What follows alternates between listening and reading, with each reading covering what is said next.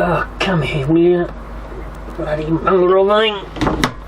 Oh, hello. How you going? Since I've been sitting around the house because of this flaming virus thing, I can't move anywhere, so I thought I'd do a bit of maintenance on the van.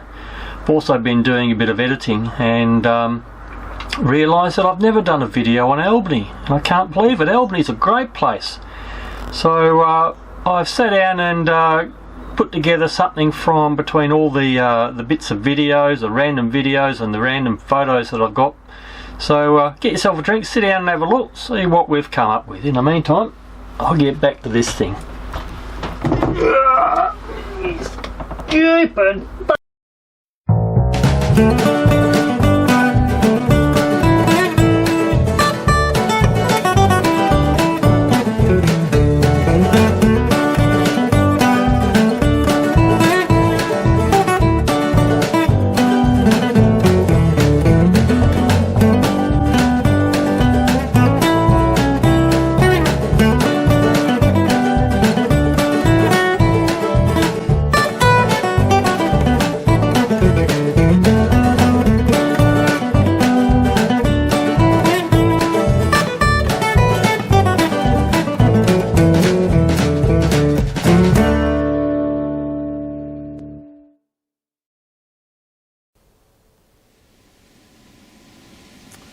That there, that's where Western Australia first started. But this place was well known long before the English ever arrived here. You see, hundreds of years ago, this was well known as a natural harbour, and that's why the English first chose this spot when they first decided to settle over here.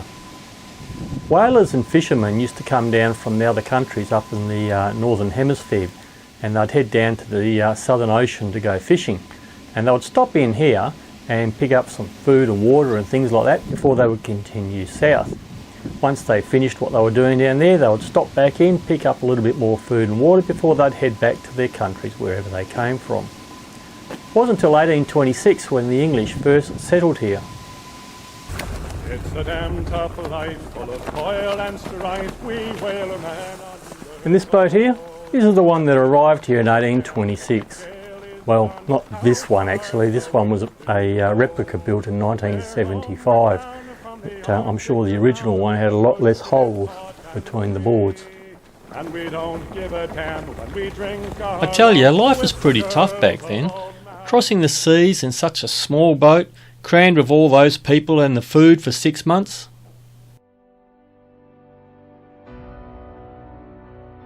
For a few dollars you can go on and inside the ship to have a look around. It's a self-guided tour with one of those talking stick things that tells you all about it.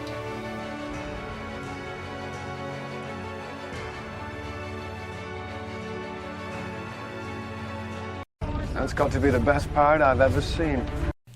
Well, not exactly pirates, but there were over 50 men with pigs, sheep and food and water for about 6 months, all jammed into here.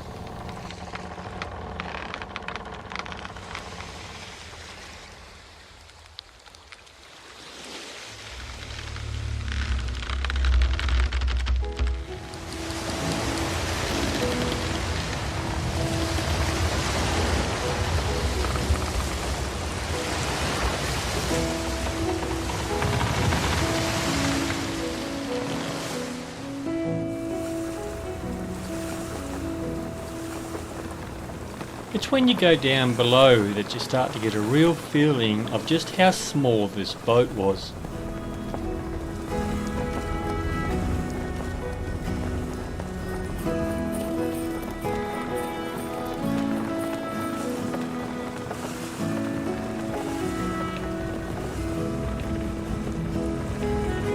The first level was basically the living area with the bunks and the hammocks.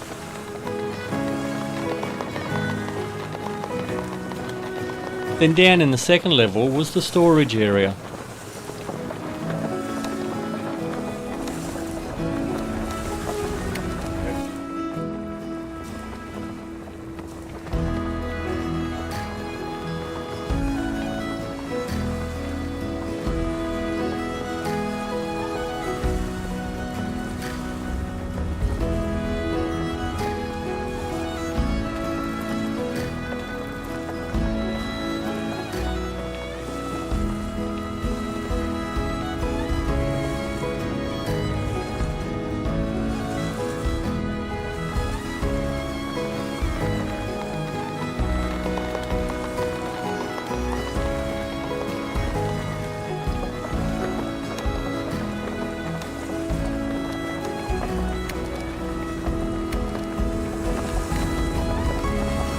And if you're one of the lucky ones, you might have had your own room.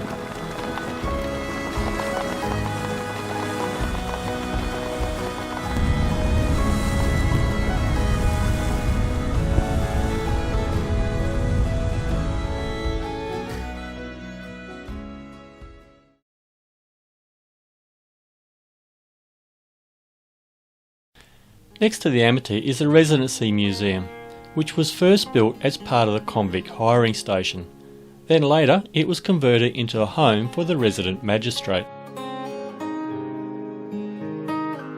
And over the road is a little fisherman's house with a boat shed that is now part of the museum, but not open. The foreshore used to run past the shed before the land was reclaimed in the 1970s. It's one of the early houses that was built in Albany. Some of the parts came from old sailing ships, like the internal doors and the foundations of the house, which are 3 ship masts.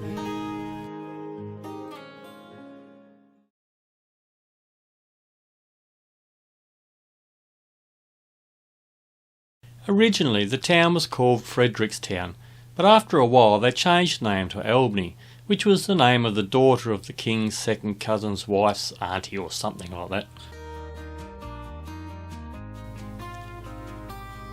While the town isn't a complete heritage town, it does still have a lot of the old buildings still here. The town is between 2 big hills, Mount Clarence, which we'll see shortly, and what the locals call Sparkplug Hill, or Mount Melville. You can get great views from the top of both of them.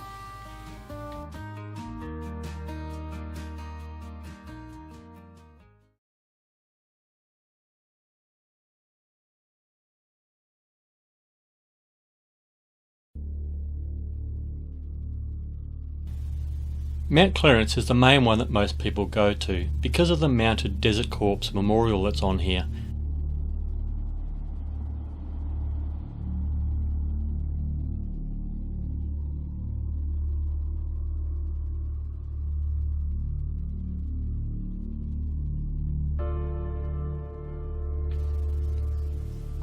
There's a great view all around from up the top here.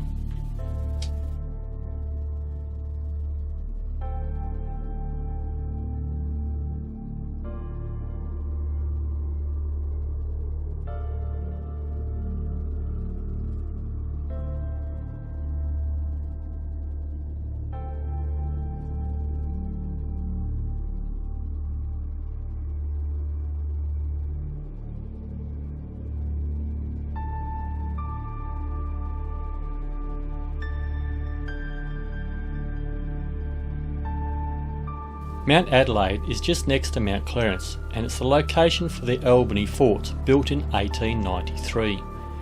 And this was the place where the ANZAC legend started from. This is where the New Zealand and the Australian Army left to go to World War I. The ANZAC Centre was opened here in November 2014 and is well worth having a look at. I did a video on this a few years ago and you'll find the link up above. One of the occupations that he was needed. He acted as a special constable in the evening.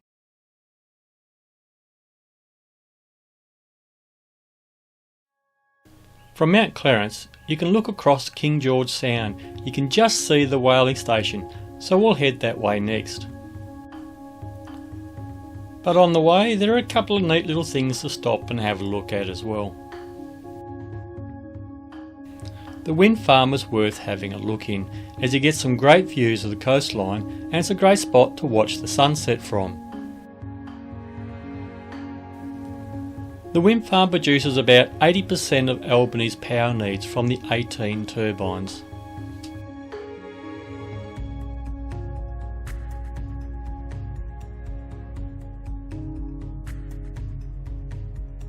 A couple of natural attractions are the Gap and Natural Bridge. These days you have to pay a small fee to come in here. Recently they've done some improvements like the platform over the Gap. This should stop people from falling in. Well, you would think so anyway.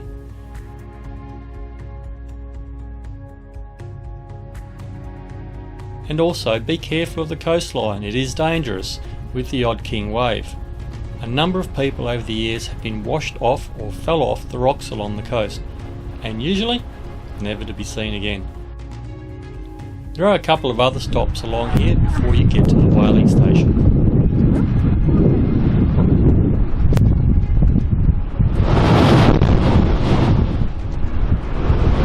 Okay, so it wasn't probably the best weather to come to see this. The Change Beach Whaling Station, as it was known, operated here till 1978. It was the last whaling station in Australia. It pretty much closed overnight, instantly putting people out of work. In 1980, it opened again as a tourist attraction. Back then it was known as Whale World and is now an excellent interactive museum on whales and whaling. Tours run about every 30 minutes, or you can just wander around yourself.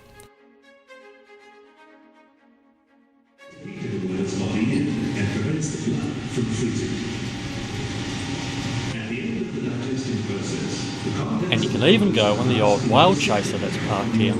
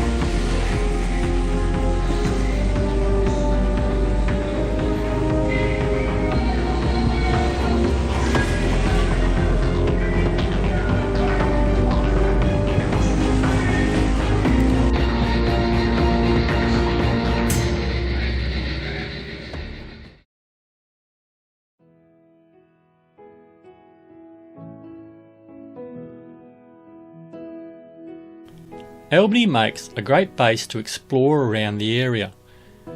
To the east is the Prongerups, with many great walks through the bush to some spectacular spots. One of them is Castle Rock, which I did a video on a few years ago. Link above if you want to have a look at that.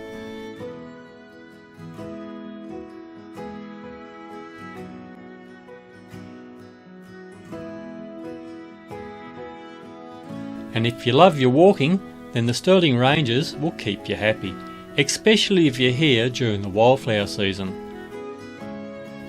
And the mother of all walks, Bluff Knoll. About 4 to 6 hours return walk to the only place in WA that occasionally gets snow on top.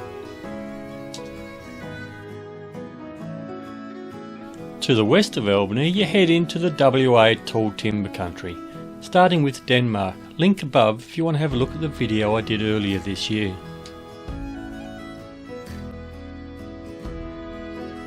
The treetop walk is a must-do, through the last of the 400-year-old red tingle trees.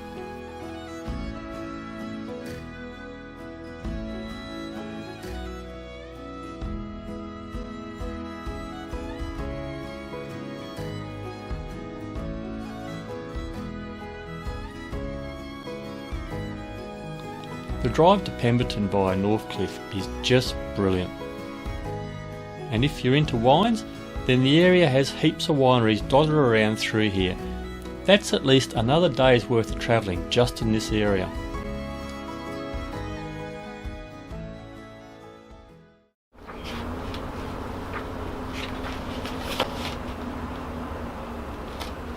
Oh, you're back. So what did you think of the video? It wasn't one of my normal kind of videos. I didn't obviously plan that one, so I think it came out alright though. Albany and that region has heaps to offer. It's an amazing place. If I didn't live here in Perth, I reckon I could quite easily live down in the Albany area. Anyway, that's it for this one. If you like what you saw, hit the thumbs up. Consider subscribing down the bottom there. You'd be really helping the channel out. But anyway, till next time, happy travels.